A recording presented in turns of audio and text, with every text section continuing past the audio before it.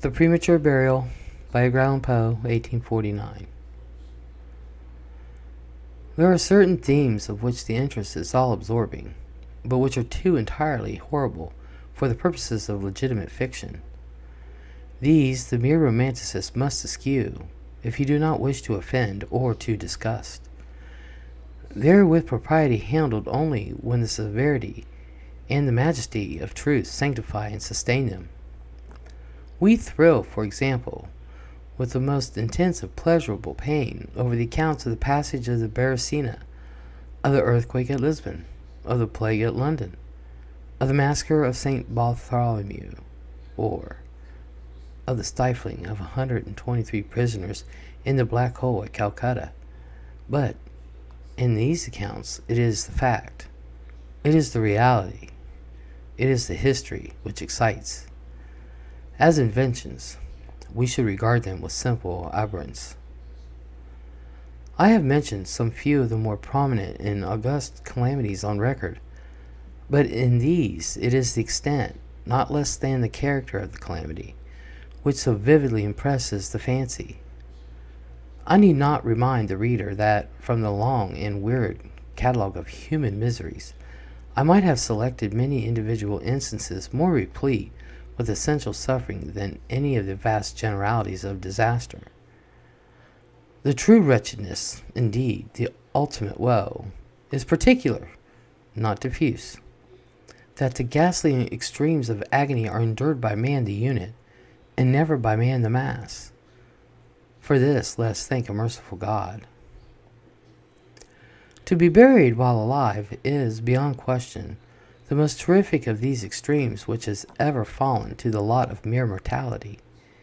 That it has frequently, very frequently, so fallen will scarcely be denied by those who think. The boundaries which divide life from death are at best shadowy and vague. Who shall say where the one ends and the other begins? We know that there are diseases in which occur total cessations of all apparent functions of vitality, and yet in which these cessations are merely suspensions, properly so called. There are only temporary pauses in the incredible mechanism. A certain period elapses, and some unseen mysterious principle again sets in motion the magic pinions and the wizard wheels. The silver cord was not forever loosed, nor the golden bowl irreparably broken, but where meantime was the soul. Apart, however, from the inevitable conclusion, a priori that such causes must produce such effects, that the well-known occurrence of such cases of suspended animation must naturally give rise now and then to premature interments. Apart from this consideration, we have the direct testimony of medical and ordinary experience to prove that a vast number of such interments have actually taken place. I might refer at once, if necessary, to 100 well-authenticated instances. One of the very remarkable character, and of which the circumstances may be fresh in the memory of some of my readers, occurred not very long ago in the neighboring city of Baltimore, where it has occasioned a painful, intense, and widely extended excitement. The wife of one of the most respectable citizens, a lawyer of eminence and a member of Congress, was seized with a sudden and unaccountable illness which completely baffled the skill of her physicians. After much suffering, she died, or was supposed to die. No one suspected, indeed, or had reason to suspect, that she was not actually dead. She presented all the ordinary appearances of death. The face assumed the usual pinched and sunken outline, the lips were of the usual marble pallor, the eyes were lustreless, there was no warmth, pulsation had ceased. For 3 days the body was preserved unburied, during which it had acquired a stony rigidity. The funeral, in short, was hastened on account of the rapid advance of what's supposed to be decomposition. The lady was deposited in her family vault, which for 3 subsequent years was undisturbed. At the expiration of this term, it was opened for the reception of a sarcophagus, But, alas, how fearful a shock awaited the husband who personally threw open the door as its portals swung back outwardly. Some white apparelled object fell rattling within his arms. It was the skeleton of his wife in her yet unmolded shroud. A careful investigation rendered it evident that she had revived within 2 days after her entombment, that her struggles within the coffin had caused it to fall from a ledge or shelf to the floor, where it was so broken as to permit her escape. A lamp, which had been accidentally left, full of oil, within the tomb was found empty. It might have been exhausted, however, by evaporation. On the uttermost of the steps which led down to the dread chamber was a large fragment of the coffin, with which it seemed that she had endeavored to arrest attention by striking the iron door. While thus occupied, she probably swooned or possibly died through sheer terror, and in failing, her shroud became entangled in some ironwork which projected interiorly. Thus she remained, and thus she rotted erect. In the year 1810, a case of living inhumation happened in France, attended with circumstances which go far to warrant the assertion that truth is, indeed, stranger than fiction. The heroine of the story was Mademoiselle Victorine Lafourcade, a young girl of illustrious family, of wealth, and of great personal beauty. Among her numerous suitors was Julien Bossuet, a poor literature or journalist of Paris. His talents and general amiability had recommended him to the notice of the heiress, by whom he seems to have been truly beloved, but her pride of birth decided her, finally, to reject him and to wed Monsieur Renel, a banker and diplomat of some eminence. After marriage, however, this gentleman neglected and perhaps even more positively ill-treated her. Having passed with him some wretched years, she died. At least her condition so closely resembled death as to deceive everyone who saw her. She was buried, not in a vault, but in an ordinary grave in the village of her nativity. Filled with despair, and still inflamed by the memory of a profound attachment, the lover journeys from the capital to the remote province in which the village lies, with the romantic purpose of disinterring the corpse and possessing himself of its luxuriant tresses. He reaches the grave. At midnight he unearths the coffin, opens it, and is in the act of detaching the hair when he is arrested by the unclosing of the beloved eyes. In fact, the lady had been buried alive. Vitality had not altogether departed, and she was aroused by the caresses of her lover from the lethargy which had been mistaken for death. He bore her frantically to his lodgings in the village. He employed certain powerful restoratives suggested by no little medical learning. In fine, she revived. She recognized her preserver. She remained with him until, by slow degrees, she fully recovered her original health. Her woman's heart was not adamant, and this last lesson of love sufficed to soften it. She bestowed it upon Bossuet. She returned no more to her husband, but, concealing from him her resurrection, fled with her lover to America. 20 years afterward, the two returned to France in the persuasion that time had so greatly altered the lady's appearance that her friends would be unable to recognize her. They were mistaken, however, for at the first meeting Monsieur Renel did actually recognize and make claim to his wife. This claim she resisted, and a judicial tribunal sustained her in her resistance, deciding that the peculiar circumstances with the long lapse of years and had extinguished not only equitability, but legally the authority of the husband. The Liturgical Journal of Leipzig, a periodical of high authority and merit, which some American bookseller would do well to translate and republish, records in a late number a very distressing event of the character in question. An officer of artillery, a man of gigantic stature and of robust health, being thrown from an unmanageable horse, received a very severe contusion upon the head, which rendered him insensible at once. The skull was slightly fractured, but no immediate danger was apprehended. Trepanning was accomplished successfully. He was bled, and many other of the ordinary means of relief were adopted. Gradually, however, he fell into a more and more hopeless state of stupor, and finally it was thought that he died. The weather was warm, and he was buried with indecent haste in one of the public cemeteries. His funeral took place on Thursday. On the Sunday following, the grounds of the cemetery were, as usual, much thronged with visitors, and about noon an intense excitement was created by the declaration of a peasant that, while sitting upon the grave of the officer, he had distinctly felt a commotion of the earth, as if occasioned by someone struggling beneath. At first little attention was paid to the man's assertiveness, but his evident terror and the dogged obstinacy with which he persisted in his story had at length their natural effect upon the crowd. Spades were hurriedly procured, and the grave, which was shamefully shallow, was in a few minutes so far thrown open that the head of the occupant appeared.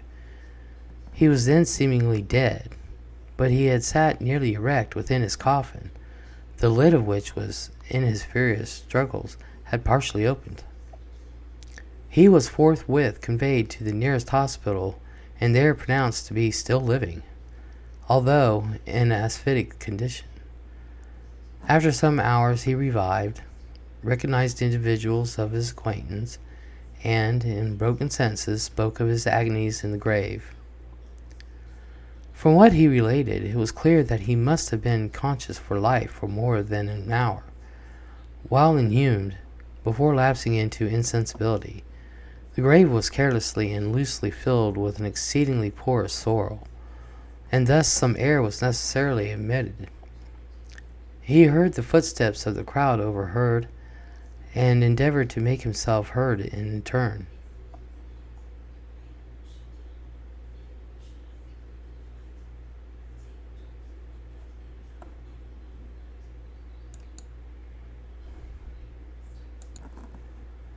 The weather was warm, and he was buried with indecent haste in one of the public cemeteries. His funeral took place on Thursday. On the Sunday following, the grounds of the cemetery were, as usual, much thronged with visitors, and about noon an intense excitement was created by the declaration of a peasant that, while sitting upon the grave of the officer, he had distinctly felt a commotion of the earth, as if occasioned by someone struggling beneath. At first little attention was paid to the man's assertiveness, but in his evident terror and the dogged obstinacy with which he persisted in his story, had at length their natural effect upon the crowd. Spades were hurriedly procured, and the grave, which was shamefully shallow, was in a few minutes so far thrown open that the head of the occupant appeared. He was then seemingly dead, but he sat nearly erect within his coffin, the lid of which, in his furious struggles, he had partially uplifted. He was forthwith conveyed to the nearest hospital, and there pronounced to still be living, although in an asphytic condition. After some hours he revived, recognized individuals of his acquaintance, and, in broken sentences, spoke of his agonies in the grave. From what he related, it was clear that he must have been conscious of life for more than an hour, while inhumed, before lapsing into insensibility. The grave was carelessly and loosely filled with exceedingly porous soil, and thus some air was necessarily admitted. He heard the footsteps of the crowd overhead, and endeavored to make himself heard in return. It was the tumult within the grounds of the cemetery, he said, which appeared to awaken him from a deep sleep. But no sooner was he awake than he became fully aware of the awful horrors of his position. This patient, it is recorded, was doing well and seemed to be in fair way of ultimate recovery, but fell a victim to the quackeries of medical experiment. The galvanic battery was applied, and he suddenly expired in one of those ecstatic paroxysms, which occasionally it superinduces. The mention of the galvanic battery, nevertheless, recalls to my memory a well-known and very extraordinary case in point where its action proved the means of restoring to animation a young attorney of London who had been interred for 2 days. This occurred in 1831 and created at the time a very profound sensation wherever it was made the subject of converse. The patient, Mr. Edward Stapleton, had died, apparently of typhus fever, accompanied with some anomalous symptoms which had excited the curiosity of his medical attendants. Upon his seeming disease, his friends were requested to sanction a post-mortem examination, but declined to permit it. As often happens when such refusals are made, the practitioners resolved to disinter the body and dissect it at leisure in private. Arrangements were easily effected with some of the numerous corps of body snatchers with which London abounds, and upon the 3rd night after the funeral, the supposed corpse was unearthed from a grave 8 feet deep and deposited in the opening chamber of a private hospital. An incision of some extent had been actually made in the abdomen. When the fresh and undecayed appearance of the subject suggested an application of the battery, one experiment succeeded, and the customary effects supervened, with nothing to characterize them in any respect, except 1 or 2 occasions a more than ordinary degree of lifelikenness in the convulsion action. It grew late. The day was about to dawn, and it was thought expedient at length to proceed at once to the dissection. A student, however, was especially desirous of testing a theory of his own, and insisted upon applying the battery to one of the pectoral muscles. A rough gash was made, and a wire hastily brought in contact, when the patient, with a hurried but quite unconvulsive movement, arose from the table, stepped into the middle of the floor, gazed about him uneasily for a few seconds, and then spoke. What he said was unintelligible, but words were uttered. The syllabification was distinct. Having spoken, he fell heavily to the floor. For some moments all were paralyzed with awe, but the urgency of the case soon restored from them their presence of mind. It was seen that Mr. Stapleton was alive, although in a swoon. Upon exhibition of either he revived and was rapidly restored to health and to the society of his friends, from whom, however, all knowledge of his resuscitation was withheld, until a relapse was no longer to be apprehended. Their wonder, their rapturous astonishment, may be conceived. The most thrilling peculiarity of this incident, nevertheless, is involved in what Mr. S. himself asserts. He declares that at no period was he altogether insensible, that, dully and confusedly, he was aware of everything which happened to him, from the moment in which he was pronounced dead by his physicians, to that in which he fell swooning to the floor of the hospital. "I am alive," were the uncomprehended words which, upon recognizing the locality of the dissecting room, he had endeavored in his extreme to utter. It were an easy matter to multiply such histories as these, but I forbear, for indeed we have no need of such to establish the fact that premature interments occur. When we reflect how very rarely, from the nature of the case, we have it in our power to detect, we must admit that they may frequently occur without our cognizance. Scarcely, in truth, is a graveyard ever encroached upon for any purpose to any great extent. The skeletons that are found in postures which suggest the most fearful of suspicions. Fearful indeed the suspicion, but more fearful the doom.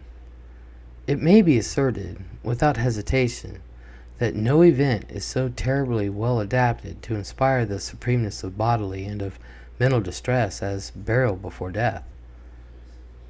The unendurable oppression of the lungs, the stifling fumes from the damp earth, the clinging to the death garments, the rigid embrace of the narrow house, the blackness of the absolute night, the silence like a sea that overwhelms the unseen but palpable presence of the conqueror worm. These things, with the thoughts of the air and grass above, with memory of dear friends who would fly to save us if but informed of our fate, and with consciousness that of this fate they can never be informed, that our hopeless portion is that of the really dead. These considerations, I say, carry into the heart which still palpates a degree of appalling and intolerable horror from which the most daring imagination must recoil. We know of nothing so agonizing upon earth. We can dream of nothing half so hideous in the realms of the nethermost hell. And thus, all narratives upon this topic have an interest, profound and interest nevertheless, which, throughout the sacred awe of the topic itself, very properly and very peculiarly depends upon our conviction of the truth of the matter narrated.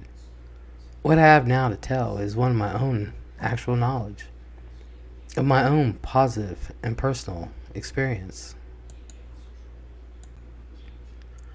For several years, I had been subject to attacks of the singular disorder which physicians have agreed to term catalepsy, in default of a more definitive title. Although both the immediate and the predisposing causes, and even the actual diagnosis of this disease, are still mysterious, its obvious and apparent character is sufficiently well understood. Its variations seem to be chiefly of degree. Sometimes the patient lies, for a day only, or even for a shorter period, in a species of exaggerated lethargy. He is senseless and externally motionless, but the pulsation of heart is still faintly perceptible. Some traces of warmth remain. A slight color lingers within the center of the cheek, and upon the application of a mirror to the lips, we can find direct or torpid, unequal, and vacillating actions of the lungs. Then again, the duration of the trance is for weeks, even for months, while the closest scrutiny and the most rigorous medical tests failed to establish any material distinction between the state of the sufferer and what we conceive as absolute death. Very usually he is saved from premature interment solely by the knowledge of his friends that he has been previously subjected to catalepsy, by the consequent suspicion excited, and, above all, by the non-appearance of decay. The advances of the malady are, luckily, gradual. The more manifestations, although marked, are unequivocal. The fits grow successively more and more distinctive, and endure each for a longer term than the preceding. In this lies the principal security of inhumation. The fortunate whose first attack should be of the extreme character which is occasionally seen, would almost inevitably be consigned alive to the tomb. My own case differed in no important particular from those mentioned in medical books. Sometimes, without any apparent cause, I sank, little by little, into a condition of heminoscope for half-swoon, and in this condition, without pain, without ability to stir, or strictly speaking, to think, but with a dull, lethargic consciousness of life, and of the presence of those who surrounded my bed, I remained until the crisis of the disease restored me, suddenly to perfect sensation. At other times I was quickly and impetuously smitten. I grew sick and numb and chilly and dizzy, and so fell prostrate at once. Then for weeks all was void and black and silent, and nothing became of the universe. Total annihilation could be no more. From these latter attacks I awoke, however, with a graduation of slowly in proportion to the suddenness of the seizure, just as the day dawns to the friendless and houseless beggar who roams the streets throughout the long desolate winter night, just so tardily, just so wearily, just so cheerily, came back to the light of the soul to me. In all that I endured there was no physical suffering, but a moral distress and infinitude. My fancy grew carnal. I talked of worms, of tombs, and epitaphs. I was lost in reveries of death, and the idea of premature burial held continual possession of my brain. The ghastly danger to which I was subjected haunted me day and night. In the former, the torture of meditation was excessive, in the latter supreme. When the grim darkness overspread the earth, then with every horror of thought I shook as the quivering plumes upon the hearse. When nature could endure wakefulness no longer, it was with a struggle that I consented to sleep, for I shuddered to reflect that upon wakening I might find myself the tenant of a grave, and when finally I sank into slumber, it was only to rush at once into a world of phantasms, above which, with vast sable overshadowing wing, hovered predominant the one sepulchral idea. From the innumerable images of gloom which thus oppressed me in my dreams, I select for record but a solitary vision. Methought I was immersed in a cataleptic trance for more than usual duration, and profundly.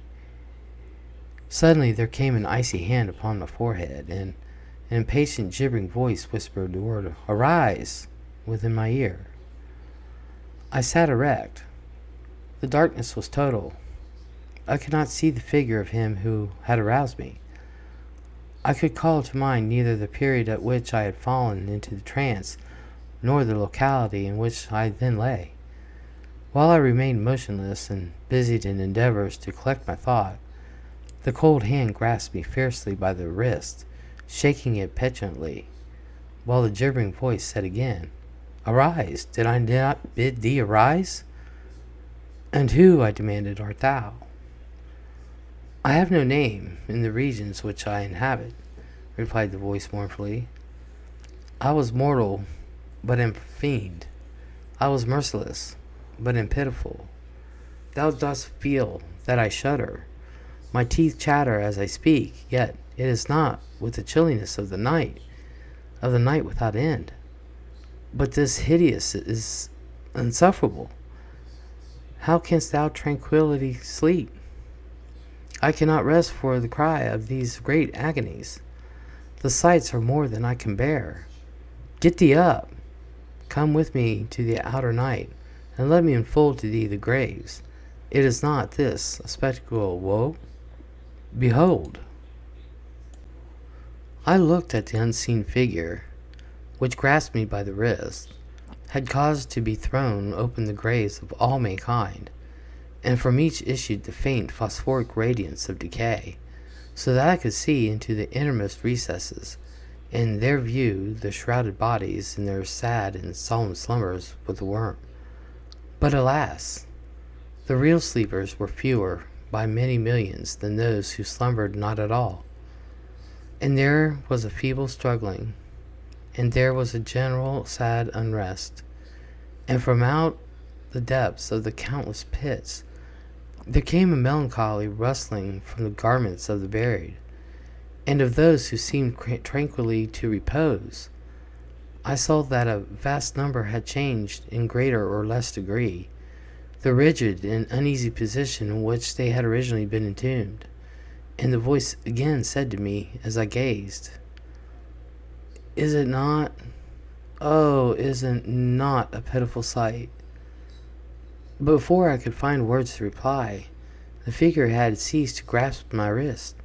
The phosphoric lights expired, and the graves were closed with a sudden violence, while from out them arose a tumult of despairing cries, saying again, "Is it not, oh God, is it not a pitiful sight?"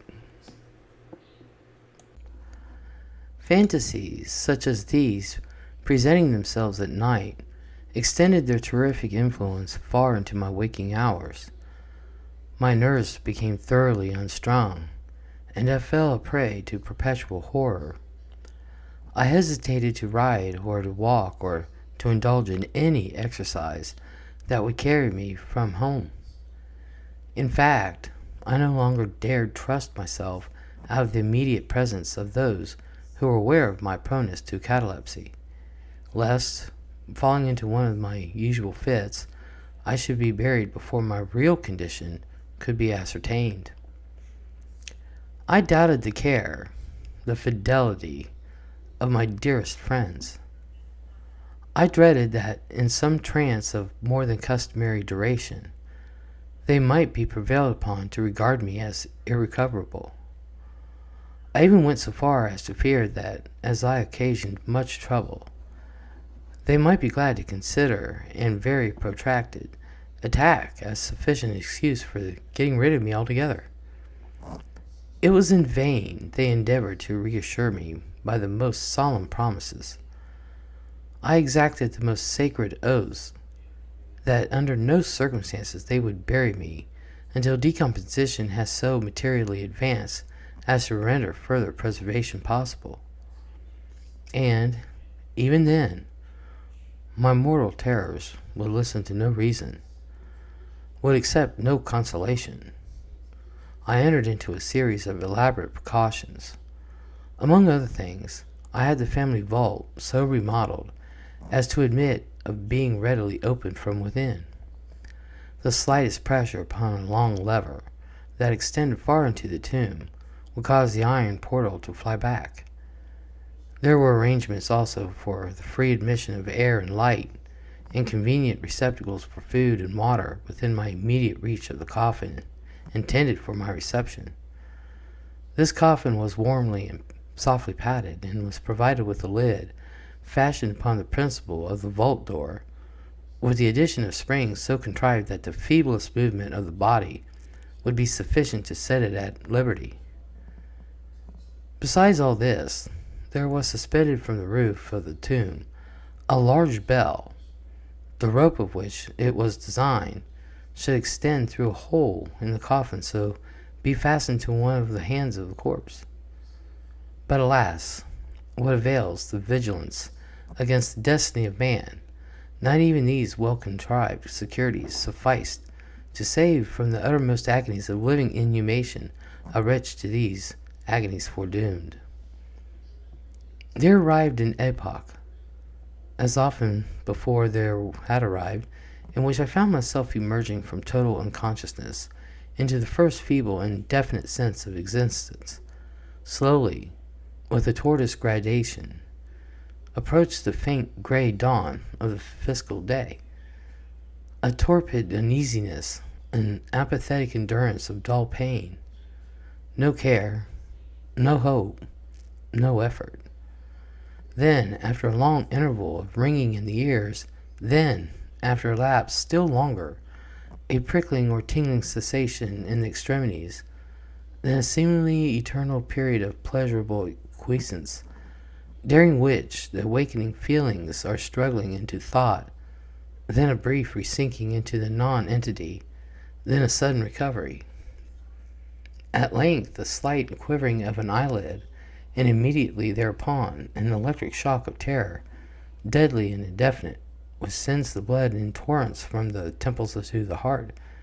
And now the first positive effort to think, and now the first endeavor to remember, and now a partial and evanescent success.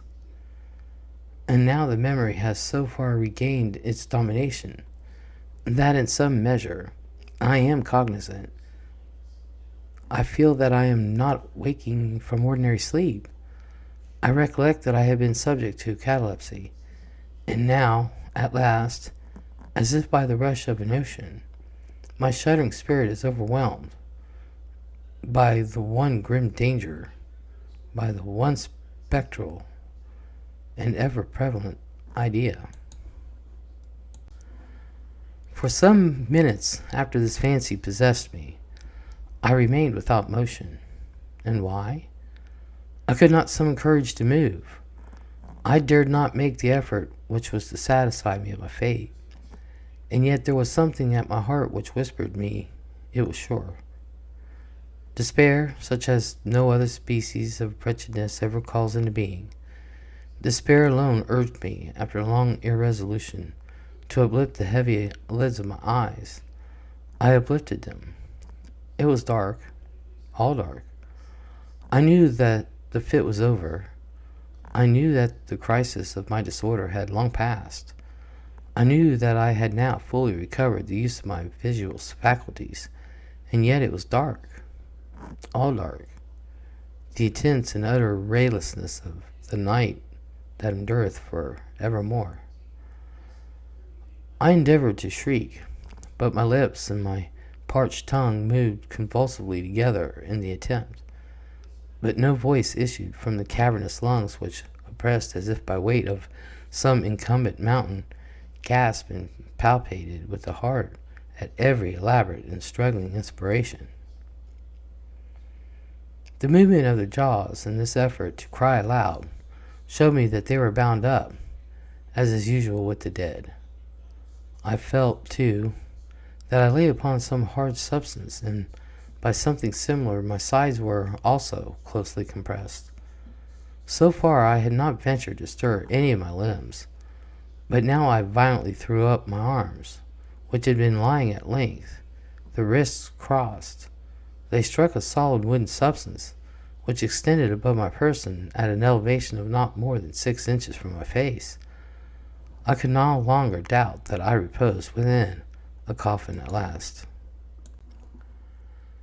And now, amid all my infinite miseries, came sweetly the cherub of hope, for I thought of my precautions. I writhed and made spasmodic exertions to force open the lid. It would not move. I felt my wrist for the bell rope. It was not to be found. And now the comforter fled forever, and still sterner despair reigned triumphant, for I could not help perceiving the absence of the paddings which I had so carefully prepared. And then, too, there came suddenly to my nostrils the strong peculiar odor of moist earth. The conclusion was irresistible. I was not within the vault. I had fallen into a trance while absent from home, while among strangers, when or how, I could not remember, and it was they who had buried me as a dog, nailed up in some common coffin, and thrust deep in forever into some ordinary and nameless grave. As this awful conviction forced itself thus into the innermost chambers of my soul, I once again struggled to cry out loud, and in this second endeavor I succeeded. A long, wild, and continuous shriek or yell of agony resounded through the realms of the subterranean night. "Hello, hello there," said a gruff voice in reply. "What the devil's the matter now?" said a second. "Get out of that," said a third. "What do you mean by yowling in that air kind of style like a cattymount?" said a fourth, and hereupon I was seized and shaken without ceremony for several minutes by a junto of very rough-looking individuals. Blah, blah. And now, amid all my infinite miseries, came sweetly the cherub of hope, for I thought of my precautions. I writhed and made spasmodic exertions to force open the lid. It would not move. I felt my wrist for the bell rope. It was not to be found. And now the comfort fled forever, and in a still sterner despair reigned triumphant, for I could not help perceiving the absence of the paddings which I had so carefully prepared. And then, too, there came suddenly to my nostrils the strong peculiar odor of moist earth. The conclusion was irresistible. I was not within the vault. I had fallen into a trance while absent from home, while among strangers, when or how I could not remember, and it was they who had buried me as a dog, nailed up in some common coffin, and thrust deep in forever into some ordinary and nameless grave. As this awful conviction forced itself thus into the innermost chambers of my soul, I once again struggled to cry aloud, and in this second endeavor I succeeded. A long, wild, and continuous shriek or yell of agony resounded through the realms of the subterranean night. Hello, hello there, said a gruff voice in reply. What the devil's the matter now, said a second. Get out of that, said a third. What do you mean by yelling in that air kind of style like a cattymount, said a fourth. And hereupon I was seized and shaken without ceremony for several minutes by a junto of very rough-looking individuals. They did not arouse me from my slumber, for I was wide awake when I screamed, but they restored me to the full possession of my memory. This adventure occurred near Richmond in Virginia. Accompanied by a friend, I had proceeded upon a gunning expedition some miles down the banks of the James River. Night approached, and we were overtaken by a storm. The cabin of a small sloop, lying at anchor in the stream, and laden with garden mold, afforded us the only available shelter. We made the best of it, and passed the night on board. I slept in one of the only two berths in the vessel, and the berths of a sloop of 60 or 20 tons need scarcely be described. That which I occupied had no bedding of any kind. Its extreme width was 18 inches. The distance of its bottom from the deck overhead was precisely the same. I found it a matter of exceeding difficulty to squeeze myself in. Nevertheless, I slept soundly, and the whole of my vision, for it was no dream and no nightmare, arose naturally from the circumstances of my position, from my ordinary bias of thought, and from the difficulty to which I have alluded, of collecting my senses and especially of regaining my memory for a long time after awakening from slumber. The men who shook me were the crew of the sloop, and some laborers engaged to unload it. From the load itself came the earthly smell. The bandage about the jaws was a silk handkerchief in which I had bound upon my head in default of my customary nightcap. The tortures endured, however, were indubitably quite equal for the time to those of actual sepulture. They were inconceivably hideous, but out of evil proceeded good, for the very excess wrought in my spirit an inevitable revulsion. My soul acquired tone, acquired temper. I went abroad, I took vigorous exercise, I breathed the free air of heaven, I thought upon other subjects than death. I discarded my medical books. Buchanan I burned. I read no night thoughts, no fusion about churchyards, no bugaboo tales such as this. In short, I became a new man, and lived a man's life.